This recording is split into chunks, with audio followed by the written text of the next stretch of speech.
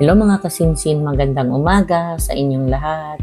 So dito naman na tayo, ay papakita ko lang sa inyo kung saan ako minsan nag-i-emote, minsan nagpapa-relax ng mind ko para para mag-relax na yung minsan nai-stress ako, bababa lang ako dito.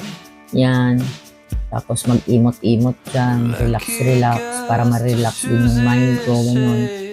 So pagka nakita mo kasi yung pagka nakakita ka ng magandang tanawin, yung mga greenery, parang ang fresh lang sa mind. Kasi minsan nai-stress ako sa trabaho, yung parang feeling mo pagod na pagod ka, ganun. Yan, bababa lang ako dito, titingnan ko lang yung, titingnan ko. Kasi parang ang linis lang ba guys, ang linis lang ng mga, sa baba namin, gano'n. Tapos, yan, puro greenery ang makikita. So, dito lang ako nagre-relax minsan, pagka yung stress ako. So, yan. Dito yan guys sa Pasir-Ris sa amin.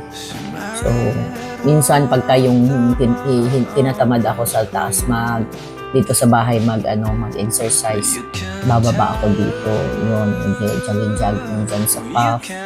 Yan. So, ito yun, nandito yung yan. Diyan ako nag-exercise minsan.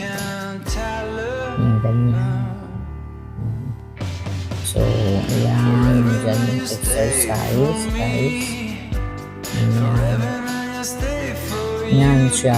So, ayun lang. Ang sarap lang talaga sa feeling. Sarap lang sa feeling pagka mayroon kang makikitang ganyan. Parang relax na relax ka.